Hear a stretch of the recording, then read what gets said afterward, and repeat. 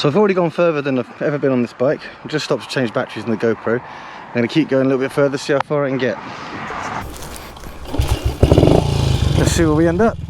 I think I'm going to ride as far as Kemble Air Base, where there's some nice like parked up aeroplanes and stuff.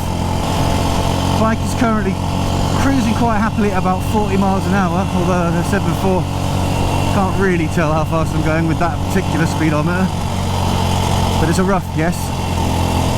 Apparently the Tiger Cub will sit quite happily at 60, but I'm not so sure. Yeah, I'm not sure. I think 40 is probably more the sweet spot for this particular bike. But so far, it's all going pretty well. It really is unlike riding anything else I've ever ridden, because I'm so used to modern bikes with modern braking, gears on the other side and all that, modern suspension, which this thing definitely does not have. And when I hit the bumps on this, the wheel hits the underside of the mudguard and makes a big bang and a squeak noise, so it's quite fun. Should we do a bit about the Cub then? Oh, there it is, there's that noise. So this particular Tiger Cub was one of 1,500 made towards the end of the 60s, when they were pretty much done with them, done with making them. And they made 1,500 of them for the French army. The engine in this one won't be the original engine. They will have swapped them around and stuff as much as they needed to on the fields in France. Now there's a byway there that I can legally ride down if I fancied it, and it will be quite fun on this bike, but it has been raining an awful lot the last few weeks, so I think that'll be a very, very slippery, muddy byway.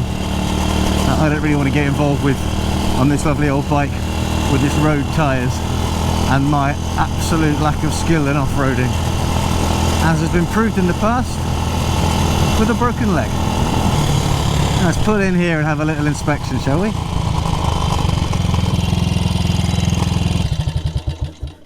Still got most of the oil. Still, so definitely some coming out the top there, but not a lot. Yeah, looks pretty good. Let's get a photograph of it.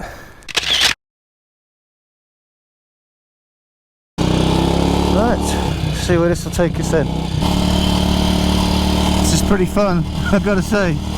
It's a lot of fun to ride this thing. I mean, days like this when it's warm but not too warm, and you're just going for a gentle scoot about, I think that's exactly what a bike like this is for.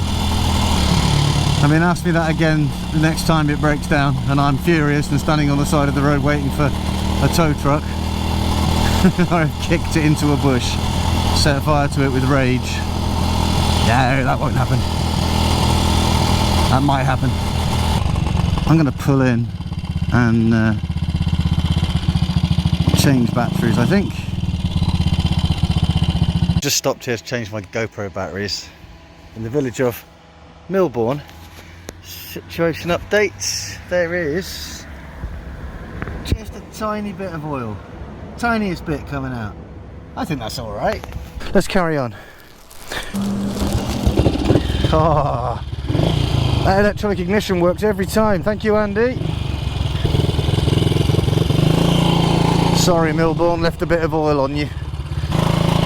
I haven't got no indicators on this thing, so people are just going to have to guess where I'm headed. I reckon the bike is now sitting at about 50 and is doing pretty well. I wonder how much petrol is inside the petrol tank. Maybe I should stop and have a look. Stop here. They won't mind if I just stop here for a second. Let's have a look then.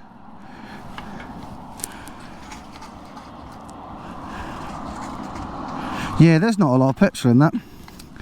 I'm going to go back to the petrol station. I mean, can the Cub go to Kemble airfield? Yes, it can, apparently, but not if it hasn't got any bloody fuel in it, Brookfield. I mean, that wouldn't be an actual official breakdown, that would be just me being an idiot. I'll tell you that, weather over there is looking a little bit feisty. That'll be the next question. Can the Cub operate in pouring rain? Where's that petrol station? It's only a couple of 100 yards now. Go on, little Cub, you can do it. We made it! There we go. Watch out for Sue's lovely Aston Martin. Right, Stuck about 8 litres of fuel in, and it's got more oil coming out than I'd like. Woohoo! So I think I'm going to go and see if I can get to Kemble, as was the plan, Kemble airfield, and then I'm going to head home after that. At least I have enough petrol now to get where I'm going. I may not have enough oil. I mean, there is quite a lot coming out in a big old drip. Look at that weather! Kemble airfield is a functioning airfield, but it's a place where they break down old broken planes. So this is the place where Boeing 747s go to die, essentially. There we go, here's the airfield. If you look in the distance, I mean, there's usually dozens of them parked up along the roadside here. Obviously not right now. They're all over there. Can the Cub get to Kemble airfield? And the answer is a resounding yes. Just. With a bit of leaking. And almost running out of petrol due to user error. Yeah, because look at that storm. The question is, can the Cub beat that storm? He's looming.